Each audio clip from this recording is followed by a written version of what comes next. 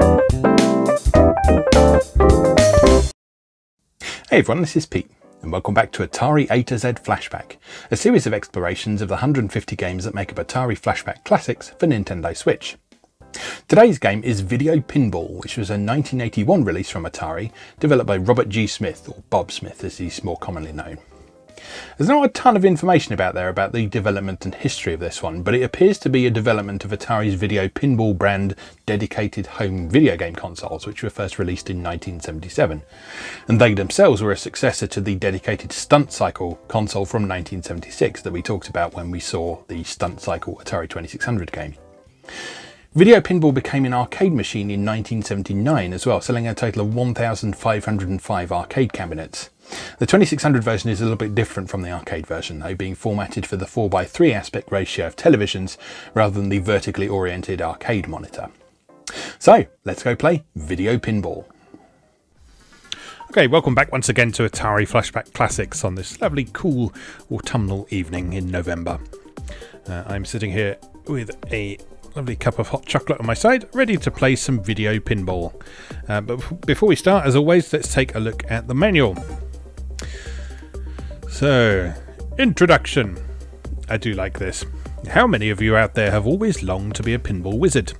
Some of you may have even spent time practicing your pinball wizardry in the local arcades, but now you've got the magic of pinball right in your own home. Video Pinball TM has all the challenge and excitement of standard pinball games, and it doesn't have any idea what a quarter is. So not only are you going to save some money, you have the comfort and well-being of your own home. What more could a pinball enthusiast ask for? And as for you pinball wizards, don't think you can master this one lickety-split. It'll be a while before your whiz rating is restored and in full swing. Just in case you're a pinball rookie, there's only one thing you need to know. You're going to love it. And you're about to find out why so many others have gone goofy with pinball madness. So take a deep breath, turn up the stereo, and jump right into Video Pinball. There's just one more thing. Better get yourself a piggy bank for all those quarters you're going to save. So, yes, the object of the game, much as in real pinball, is to keep the ball in play as long as possible and to score as many points as possible. I'm going to sneeze. Autumn. Anyway, so the manual here explains how to use the controller, which is pretty simple. You push left on the joystick to flip the left flipper, push right to flip the right flipper, or push up to flip both. Just sneeze again. Oh, I'm so sorry. Anyway, there are two difficulty levels, A and B. The A level is for expert pinball players, also known as pinball wizards. The B level game is for the beginning or novice pinball player. The A level game has 2 extra drain holes at the bottom of the playfield. If you can't remember which way round the difficulty switches are on the Atari 2600, always remember A for advanced and B for beginner. So B is always the easy setting. Game variations. There are 4 exciting game variations. 2 games for 1 player and 2 for 2 players. So Game 1 is a 1-player game. Game 1 allows you to nudge the ball. Too much nudge will cause you to lose the ball, tilt, and any extra ball is lost. During Game 1, the bumper values are accumulated for an entire game. Game 2 is a 2-player version of Game 1. Game 3 is a 1-player game similar to Game 1, except the bumper values are not accumulated. The bumper values are reset with each new ball. So this all ties into the scoring, which we will talk about as we play. Oh, that's good. Anyway, as in real pinball, you score points when you do pretty much anything. In this, the spinners are worth not very many points, but 1 point each. Bumpers are worth 100 times their current value, and each time you knock down all of the drop targets, their value increases by 1. Drop targets 100 points each. The Atari rollover, if you hit that 4 times, you get an extra ball, and increases the bonus multiplier. The left rollover, you get 100 points every time you roll over it. And when the ball drains, you receive 1,000 points for each time it's rolled over, up to 4,000 points. And that's about it. So, let us play. Right, game reset and begin. So we begin by pulling back the plunger and release. Release with the fire button. There we go. So you see the ball pings around in a pong style. Oops. And you're supposed to catch it on those flippers at the bottom.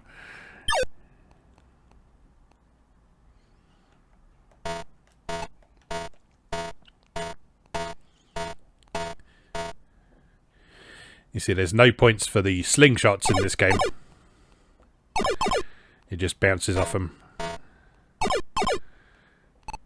So your big points are going to come from hitting the targets, hit the bumpers, accumulating the value of those bumpers, and doing what you can. Now, a big part of success in this game is using nudge properly.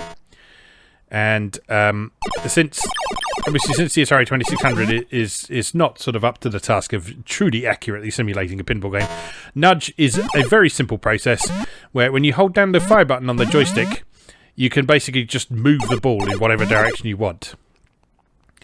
So if it's not quite heading for a target you want it to hit, you can just hold down the fire button and move it over a bit like I did there. But as in real pinball, you've got to be careful not to do that too much. Oops. Because otherwise you will get a tilt.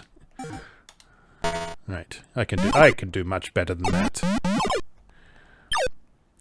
you see, we knocked all the drop targets down. So that has increased the value of the bumpers.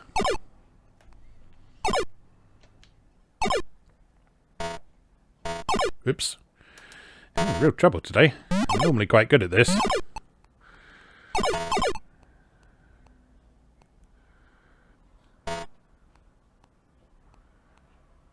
One point for those spinners. So generous. So very generous. Come on, come here.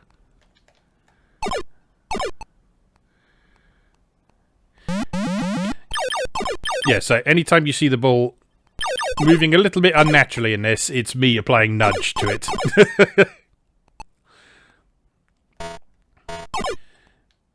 Because it really is that simple. It really is a case of hold down the fire button and move the ball where you want it.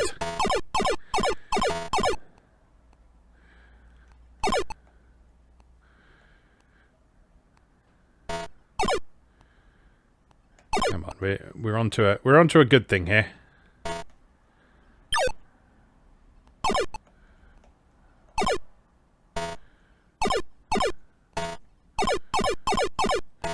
Speed increasing.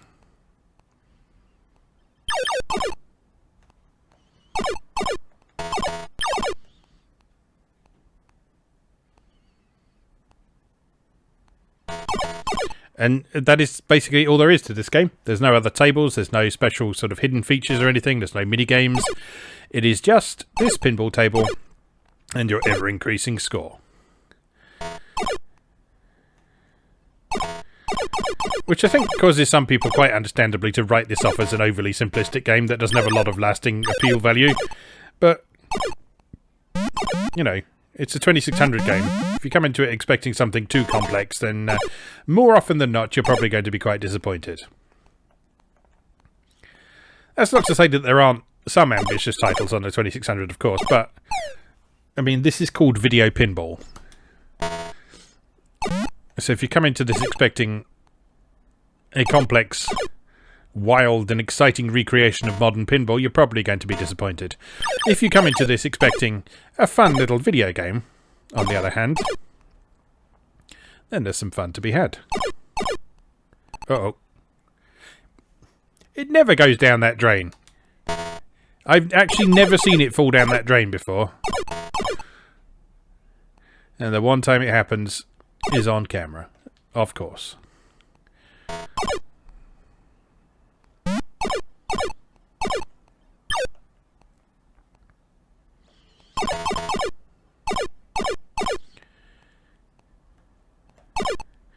I think this game's probably quite noteworthy for a very simple reason, which is that the score at the top of the screen is probably one of the largest possible scores you can get on an Atari 2600 game.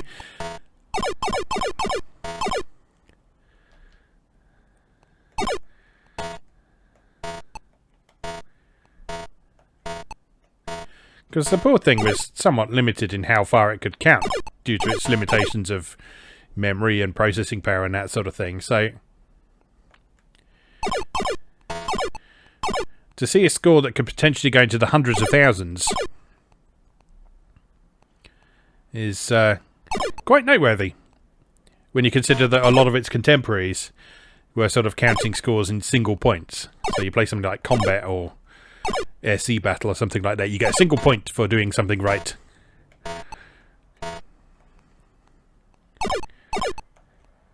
The score in this can actually roll over as well. So if you score beyond 999,999, it will actually roll over and start again at zeros. But you can, yeah, it is over 1 million.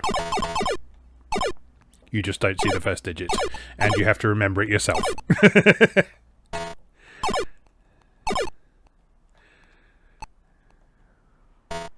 Oh no! Alright, 65,831. That was a reasonably good score. Let's have another go. Like I say, there's only so much you can say about this game, really, because, I mean, it is exactly as you see here. It's pinball. Very simple pinball. Very simple pinball. I actually played this for the first time quite recently, because I didn't have a 2600 growing up. I did have some pinball games on the Atari 8-bit, things like David's Midnight Magic and a few things that were made with pinball construction set. But the one video pinball game I did play quite a bit as a kid was on the Philips G7000, also known as the Video Pack computer. And there was a game on there just called Flipper Game that was kind of like this, but if anything, even simpler.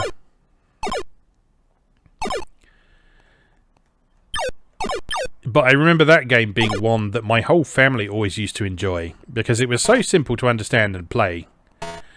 But it was so satisfying, because it was all flashing lights and funny noises and numbers getting bigger. It was a real testament to the primal appeal of the simplest video games. And so I remember enjoying it myself. My mum liked it, my dad liked it, my brother liked it. We would all play it. And if I remember correctly, that game you could play in 4-player mode as well. So you could have 4 players playing in sequence. You didn't all play at the same time, obviously, but you could play competitively one after the other. Which was neat. Especially considering that the G7000 only had 2 controllers. So for it to cater for a larger group of players simply by sharing the controller, that was always quite nice. Especially for making some family-friendly fun. Which is what these consoles were very much about in the early days. I mean, gaming became a much more solitary pursuit as time went on. But in the earliest days of the 2600, these were very much marketed as sort of a family activity. So instead of gathering around the television to watch a particular television show, you'd all gather around the television to play some Atari 2600. And so if you look back at some of the marketing from the time, there's so many that involve families sitting around having a thoroughly lovely time, all laughing and cheering together at little Timmy playing Space Invaders. Sometimes there were even girls playing video games. Ugh. I jest, of course. But, you know, that was kind of a big deal at the time, because even back in those early days, there was an assumption that gaming was for boys. And I think at that point it was sort of kind of a spin-off of the interest in home entertainment tech. So if you think in sort of the late 70s and early 80s and so on, there was a real boom in sort of affordable hi-fi systems and better quality televisions and that sort of thing. And that was seen as a very kind of male interest. It was something for men to spend their money on.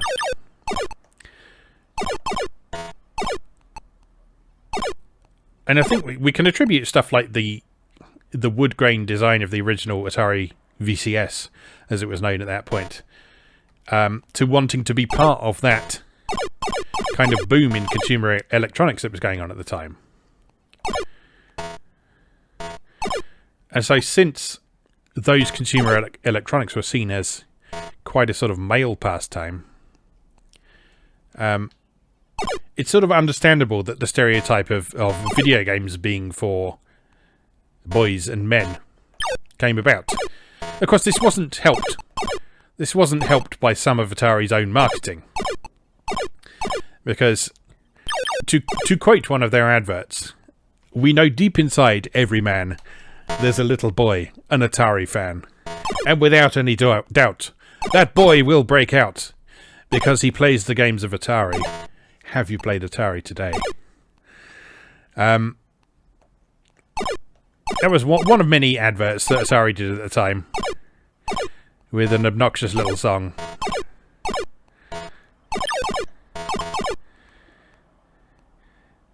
But yes, I think that was Atari acknowledging that although they'd marketed a lot of these things as family-friendly fun, there was still this sort of assumption that they were going to appeal to men and little boys. Oh no! Bonus! Bonus! Bonus! But yeah, anyway, my original point was that games like this had a universal appeal. And although we didn't have an Atari 2600 and a copy of Video Pinball back in the day, I feel like this would have been as popular, if not more popular, than Flipper Game on the G7000.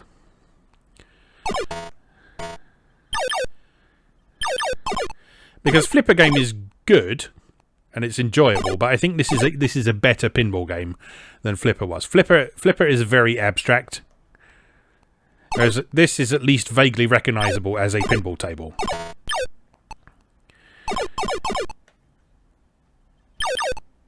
Whereas Flipper was very much, this is a video game that uses some of the conventions of pinball,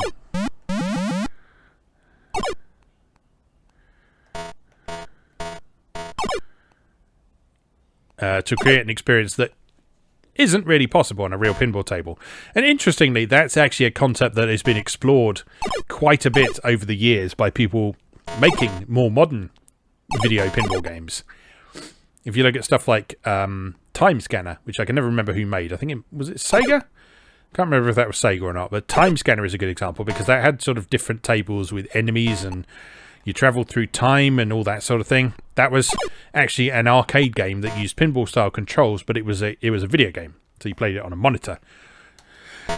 And then if you look forward to stuff like the PS2 era, you have Flipnik, which is a wonderful game.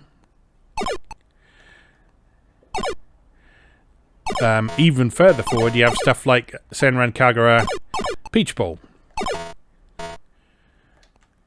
which likewise is a game that uses the fundamental concepts and mechanics of pinball, but does something that would be physically impossible to do on a real pinball table, i.e. having a large woman on it. I mean, I'm sure it is possible to have a large woman on a pinball table, but having them be an integral part of the gameplay, shall we say, is probably not something you can do very easily.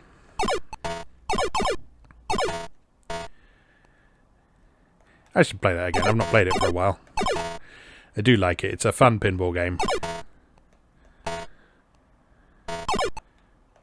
Oh, I got over 100,000 points. Look at me. Come on. Whoop.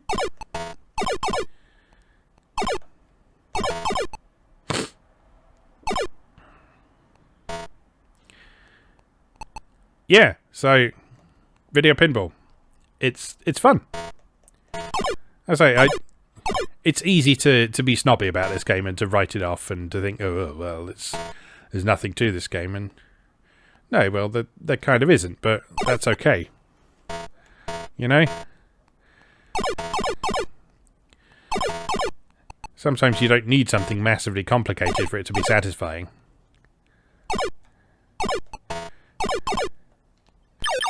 And if you just want something that is about getting high scores without having to think about it too much, it's hard to beat this. Ah, 130,151. Right, just to show the difference between Game 1 and Game 3, bumper values do not accumulate. That means that as you hit the drop targets and accumulate the bumper values, if you drop the ball, it will reset them to value 1. Let's also hit the difficulty switch, and you'll see that there's now 2 additional drains down at the bottom that the ball can fall down. So we're now playing on Super Pro mode. But other than that, it's completely identical.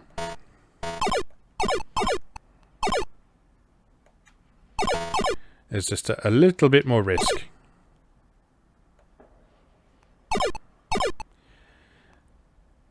But honestly, a lot of the time you'll find that those gutters down at the bottom are so narrow that it's actually quite hard to lose a ball down them.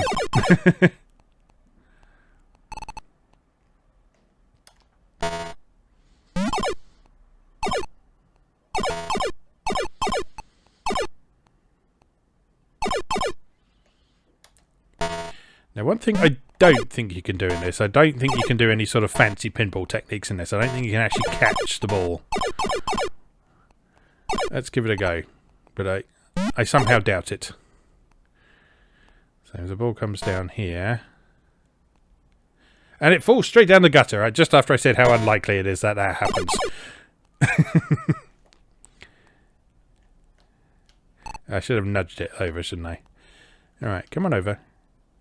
Catch it on the flipper. No, you see, it just bounces straight off, so...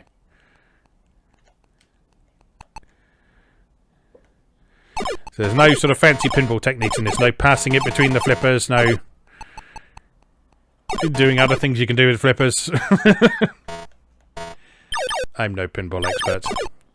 I would love to be a pinball expert. But, I'm not.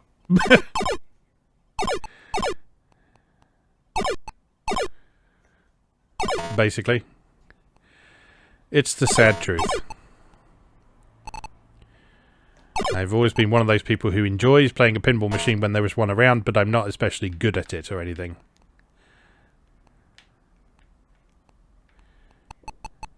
Come on. This way. No. This way.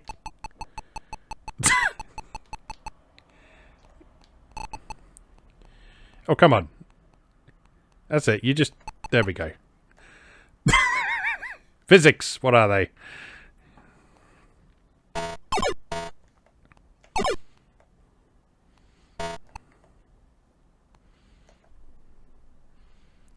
Come on, get some speed up. What is happening? There we go. This is a very low-scoring pinball game.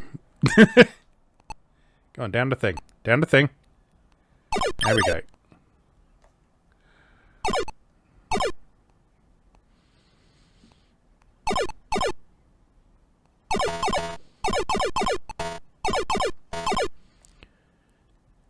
Why is it proving so much harder to hit the targets this time around? Come on.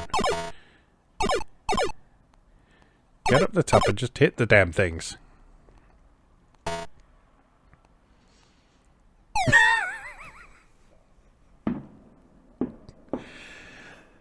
Hear the fireworks outside celebrating my triumph. Apparently there is a firework display just starting outside, so this is probably a good time to finish our exploration of video pinball for the Atari 2600 here. Anyway, I enjoyed that game. There's not a lot to it, but it's still fun, which is all you can ask for, really.